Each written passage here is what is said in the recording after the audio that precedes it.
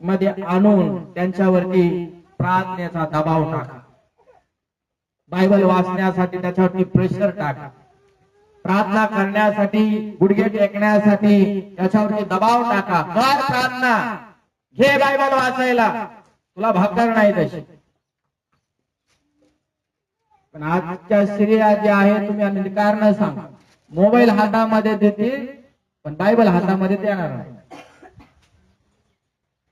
Yes नाही pastor तो येतच नाही चर्चला. अरे टिपरू काढ ना एक चांगली, वली भोग काढ चांगली, वाजव एक दोन त्याच्या कमरेमध्ये किंवा पायावरती, कसा चर्चला पळणार नाही. वॉर्निंग द्या त्याला, कडी लावून घ्या, रात्रभर त्याला बाहेर झोपू द्या, उपाशी तापुशा थंडीत आणि गारठ्यामध्ये. तुमचा मुलगा तुमच्यासाठी असाच आशीर्वादित होणार नाही.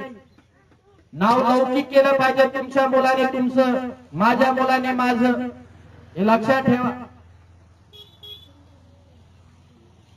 येशू प्रभू की. आणि मग या ठिकाणी काय इच्छा आहे की एक ख्रिस्ती स्त्रीचं कर्तव्य या ठिकाणी पूर्ण पार पाडताना ह्या दोघी जणी तुम्हाला आणि मला दिसत आहे. त्या मुलाला असं वळण लावणं म्हणजे सोपी गोष्ट नाहीये. यासाठी की देवाच्या नावाला डाग लागू नये, देवाच्या नावाला कलंक लागू नये.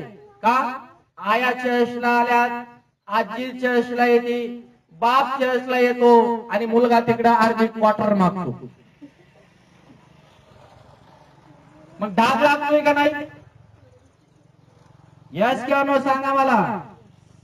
असे कलंक असे डाग लावणारे किती मुलं आहेत बघा. तुम्ही प्रार्थनेला येतात पण तुमचा हजबंड असेल ते बाहेर फिरतात. कलंक लागतोय का नाही?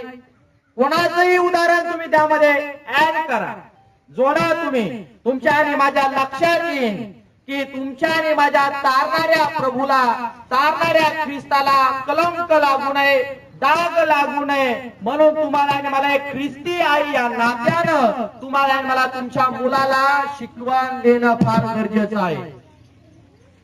उद्या चालून म्हटले नाही पाहिजे कुणी की तुझ्या आई चर्चला जाती आणि तू काय करतोस.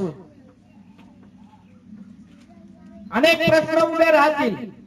येशू प्रभू की. म्हणून आपले लहान लेकरं असेल त्यांना आणा, थोडे मोठे झाले असेल तरी आणा, तरुण असेल ते तुमचं ऐकत नसेल तर त्याच्यासाठी उपवास आणि प्रार्थना करा, तो चर्चला आला पाहिजे. कारण त्यांना वळण जगामध्ये नाही लागत.